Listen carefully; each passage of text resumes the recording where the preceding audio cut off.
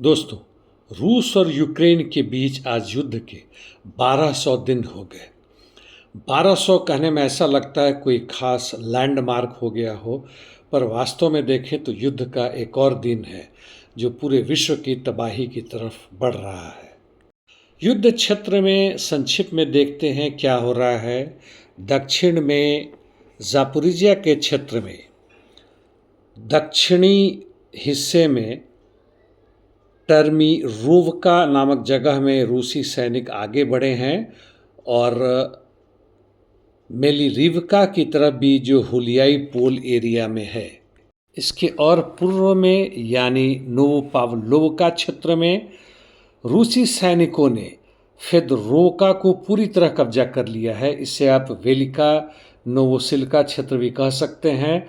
और कुमार के दक्षिणी क्षेत्र में आगे बढ़ गए हैं। एक सूत्र के हिसाब से कुमार के लिए लड़ाई जारी हो गया है और रूसी सैनिक वहाँ के नदी के मोक्री याली नदी के दोनों तरफ यानी उत्तर और दक्षिण में आगे बढ़ रहे हैं।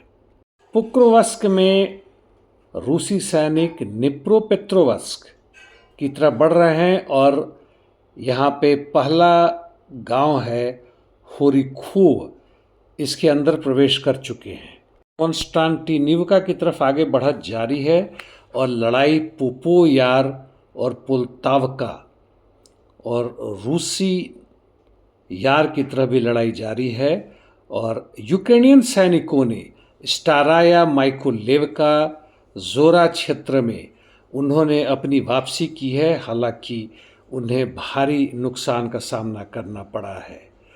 दूसरी तरफ युद्ध जारी है याब्लुनिवका की तरफ भी, जहां रूसी 70% क्षेत्र पर कब्जा कर चुके हैं। उत्तर पूर्व क्षेत्र में रूसी सैनिकों का बढ़त जारी है। जेलेना डोलिना और कोलोद्याजी की तरफ लिमान क्षेत्र में भी उन्होंने अपना बढ़त जारी रखा है, जबकि कुपियान क्षेत्र में यह बढ़त रुक रुक कर हो रहा है। कुछ समय के लिए कहते हैं जिसे कि पोजिशनल बैटल जारी है। आते हैं कुर्स्क सूमी बेलगोरद क्षेत्र में। कुर्स्क में यूक्रेन का काउंटर अटैक बीच बीच में अभी भी जारी है टेटकिनो और ग्लुश्कोव क्षेत्र में, हालांकि उन्हें कोई सफलता नहीं मिली है। सूमी में रूसी सैनिकों को एक अच्छी सफलता मिली है। उन्होंने टूबिनो और याकूबिनो क्षेत्रों में ज़बरदस्त बढ़त जारी की है और यूनाकोव जिसकी मैं चर्चा करता रहा हूँ, उसके पूर्व और दक्षिण से यानी इस क्षेत्र को छोड़कर सादकी नामक गांव या एस्टाब्लिशमेंट में प्रवेश कर गए हैं।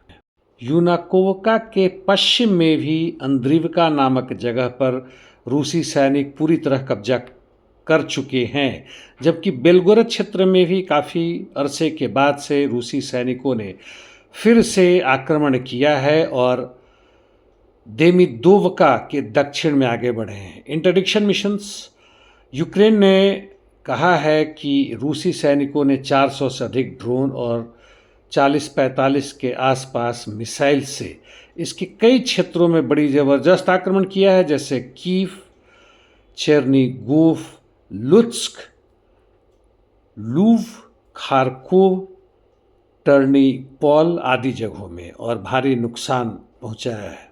यह भी बता दूं कि रूस और यूक्रेन के बीच में जो प्रिजनर्स ऑफ वॉर और डेड बॉडीज़ का आदान प्रदान होना था, अंतिम समय में यूक्रेन ने ना कर दिया है, क्योंकि रूस उन्हें 503 डेड बॉडी दे रहा था, जबकि बदले में यूक्रेन उन्हें केवल 42 दे पा रहा था। और इससे जेलेंस्की की भारी बेइज्जती हो रही थी कि जेलेंस्की की सेनाएं भारी मात्रा में रूस की तुलना में मर रहे हैं। फ़लस्तीन इजराइल के बीच में युद्ध की बात है तो कल हमास ने एक एम्बुश किया और एक आईईडी डिटोनेट करके 10 से अधिक, संभवतः और भी ज़्यादा हो, इजरायली सैनिकों को मार दिया खान यूनिस क्षेत्र में यानी दक्षिणी गाज़ा में। हमास कमज़ोर पड़े हैं, लेकिन उन्हें कमज़ोर आंकना इजरायली सैनिकों के लिए भारी पड़ रहा है और पिछले ग्राउंड ऑपरेशन में 100 के आसपास आईडीएफ के सैनिक मारे गए हैं और उससे दुगुना ढाई गुना घायल भी हुए हैं। पीएमसी वैगनर, आपको यदि याद हो, जो 2014 में बना था येवगेनी प्रिगोजिन द्वारा, जो कि 2023 में एक हवाई एक्सीडेंट में मॉस्को के आसपास मारे गए थे। उन्होंने सेना बनाया था और यह है प्राइवेट मिलिट्री कंपनी। माली यानी साहेल रीजन से वापस आ रहे हैं। इनका कहना है कि इनका काम वहाँ पूरा हो गया। वैसे बता दूं कि वहाँ पर पिछले साल जुलाई में आईएसआईएस ने एक एम्बुश करके पीएमसी के काफ़ी सैनिकों को मार दिया था। आजकल पीएमसी के हेड हैं वह येवगेनी प्रिगोजिन के बेटे पावेल प्रिगोजिन है और यह रूसी सरकार के अब अंदर में काम करते हैं। मस्क और ट्रंप के बीच में वाक युद्ध ही नहीं, वास्तव में एक दूसरे के इकोनॉमी और चरित्र पर भी उंगल उठाने की पूरी ज़बरदस्त कार्रवाई कर रहे हैं और ऐसा लगता है कि दोनों एक दूसरे को काफ़ी भारी मात्रा में घाटा आर्थिक रूप से और व्यक्तिगत रूप से करवाना चाहते हैं। बड़े बड़े शहरों में छोटी छोटी घटनाएं होती हैं। आज के लिए इतना ही। धन्यवाद दोस्तों।